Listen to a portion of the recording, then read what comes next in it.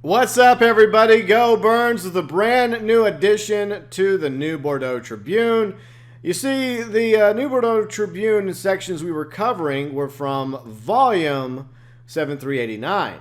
So I guess we're officially done with this edition of the new Bordeaux Tribune, which was back in June 24, 1968. So the 24th of June, 1968. I think we've covered this one. And now, courtesy of the Mafia III Twitter and Facebook pages, we have a brand new edition. Volume 82.95, also 53 pages, 5 sections. Price 10 cents. Man, they can't even come down on that. I mean, what about 7 or 8 cents? You know, I just don't got 10 cents. Anyways, so the date, obviously a few months later, Friday, September 13th. Friday the 13th. Awesome. 1968.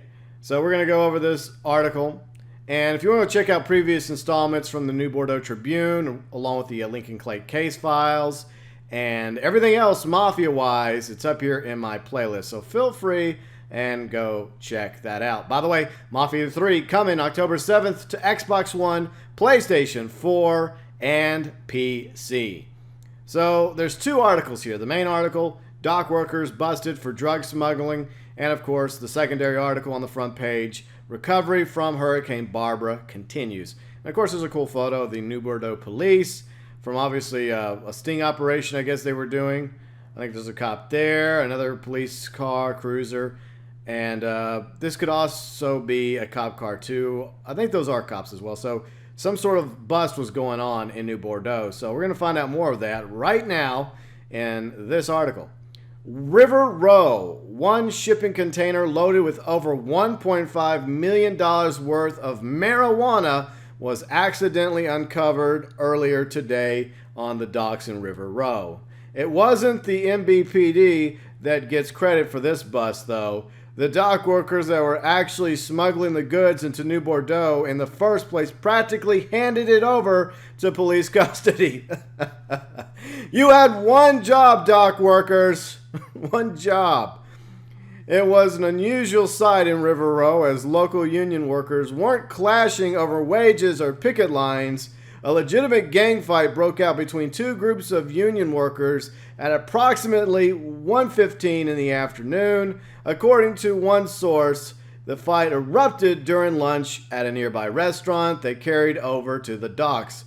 As fists started flying, one dock worker was hurled into the door assembly of the shipping container and in the process somehow managed to jar it open. The door spilled out 53-pound bricks of marijuana directly onto the feet of police officers appearing at the scene to help break up the reported fight. Oh my God.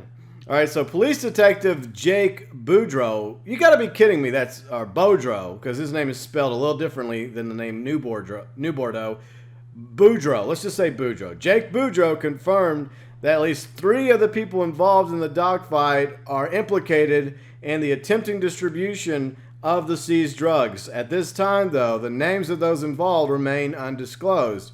As this is an ongoing investigation, what we have heard in the meantime is that the MBPD Vice Squad is turning up efforts in River Row after the increased reports of blah, blah, blah, blah, blah. So that's all we know about the dock workers busted for drug smuggling. Now, the year is very interesting because unlike the postcards, which are set a year earlier in 1967 between Vito and Leo, this is during the events of Mafia III in 1968. So the 2 factions fighting here could very well be Lincoln Clay v. Sal Marcano. So that's something interesting to consider. Now let's talk about the recovery efforts from Hurricane Barbara. It's been almost 3 years since Hurricane Barbara slammed into the outer lying parts of New Bordeaux. Barbara touched down south of the Bayou Phantom with 145-mile-per-hour winds ripping into the marshlands. While the bayou absorbed the brunt of it, other parts of the city were still hit hard. None more so than Delray Hollow, which is where Sammy Robinson and the Black Mob reside.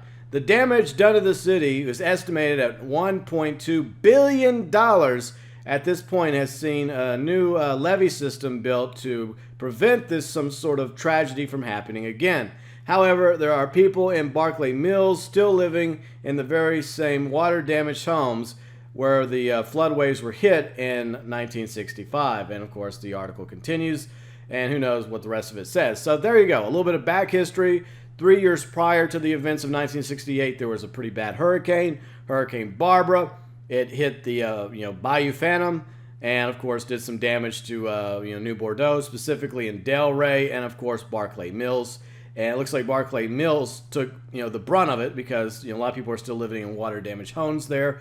But Delray also experienced a lot of damage as well from Hurricane Barbara. And of course the dock workers busted for drug smuggling. So let me know below in the comment section, what are your thoughts regarding the latest addition to the New Bordeaux Tribune, volume 8295?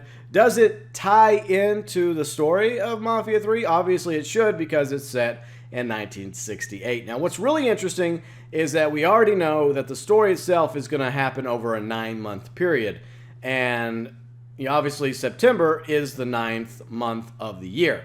And I don't know exactly when it officially starts, like what month in 1968, maybe at the beginning of the year in January or perhaps February.